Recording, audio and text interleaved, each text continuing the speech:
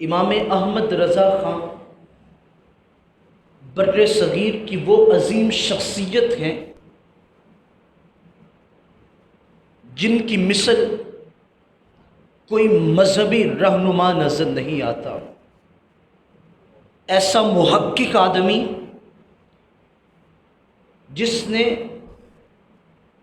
صرف 65 سالہ زندگی کے اندر 1000 سے زائد کتب لکھی، اور کتب بھی ایسی نہیں کہ 2-4 صفحوں پہ ایک کتاب لکھ دی، نہ، کتابوں کا عالم یہ ہے۔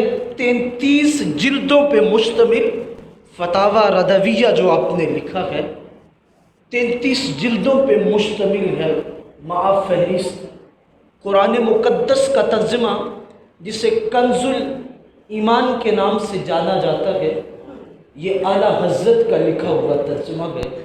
جتنے مرضی تراجم پڑھ لیں، لیکن اعلیٰ حضرت کا ترجمہ پڑھ کے جو بندے کے دل کو راحت آتی ہے، وہ کسی اور کے ترجمے سے راحت و تسکی دستیاب نہیں۔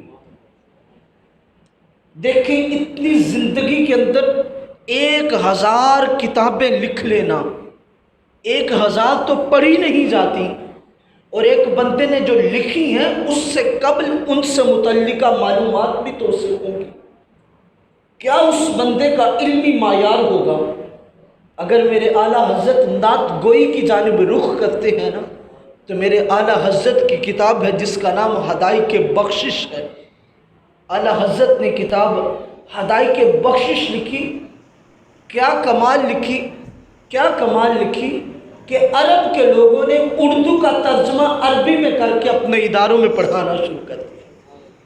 جامعۃ الازہر میں ہدایت بخشش سبقاً پڑھائی جاتی ہے۔ کنز ایمان جو ترجمہ ہے، اس ترجمے کو عربی میں خود انہوں نے ٹرانسلیٹ کر کے اسے اپنے جامعۃ الازہر میں طلباء کو پڑھانا شروع کیا۔ یار مجھے یہ بتائیں، جس بندے کی تحقیقات سے عرب کے لوگ اتنے متاثر ہیں، تو پھر اس بندے کے علم کا معیار اور مقام کیا ہوگا؟ ایک بات آپ کے سامنے کر دوں، عیاں ہو جائے گا میرے اعلیٰ حضرت کا علمی معیار۔ آپ ایک دفعہ حج پہ تشریف لے گئے تو آپ کے قریب اتنے لوگوں کا مجمع ہو گیا جو وہاں کے عرب کے علماء تھے۔ انہوں نے آپ کو گھیر لیا اور سوال کرنے لگے کہ یہ وہ بندہ ہے جو بر صغیر کے اندر شرک کرتا ہے، بدعات نئی ایسی چیزیں نکالتا ہے جو پہلے نہ تھی۔ اعلیٰ حضرت نے کہا تم کس بات پہ گفتگو کرنا چاہتے ہو؟ انہوں نے کہا حضور کے علم پہ گفتگو کریں گے۔ میرے اعلیٰ حضرت نے کہا تو چلو کرو۔ وہ ایک مجمع کثیر اور مد مقابل صرف ایک شخص جس کا نام امام احمد رضا تھا، انہوں نے کہا نہیں، ہمیں وقت دو، ہم اس عنوان پہ کچھ مطالعہ کر لیں۔ وقت دے دیا گیا، 8 گھنٹے کا وقت معین ہوا۔ وہ کثیر جماعت مطالعے میں محو ہو گئی۔ قربان جاؤں اعلیٰ حضرت پہ ایک قلم لی، دوات لی اور لکھنا شروع کر دیا۔ ان 8 گھنٹوں میں میرے اعلیٰ حضرت نے ایک کتاب لکھی جسے الدولۃ المکیہ کے نام سے یاد کیا جاتا ہے۔ جب ان لوگوں نے 8 گھنٹے کے بعد بیٹھ کے گفتگو شروع کی تو وہ سوالات کا انبار لے کے آئے۔ جب انہوں نے اپنی گفتگو ختم کی تو میرے اعلیٰ حضرت نے وہی لکھی ہوئی کتاب سامنے رکھ کے پڑھنی شروع کر دی۔ جیسے جیسے ترتیب سے ان کے سوال تھے، میرے اعلیٰ حضرت نے اسی طرح سے کتاب میں پہلے ہی جواب تحریر فرمائے ہوئے تھے۔ اب اعلیٰ حضرت ان کے سامنے ان جوابات کو رکھتے ہیں اور مع حوالہ جات کہ یہ کس کتاب سے لیا گیا ہے، اس کا ماخذ کیا ہے، تمام تر چیزوں کو اعلیٰ حضرت نے جب واضح کر کے ان کے سامنے رکھا تو وہ عرب کے لوگ بھی مان گئے، کہنے لگے کہ یہ کوئی عام بندہ نہیں ہے جس نے 8 گھنٹوں میں اتنی بڑی کتاب لکھ دی ہے، ہم سے اس کے مقابل میں سوال بھی نہ تیار ہو سکے۔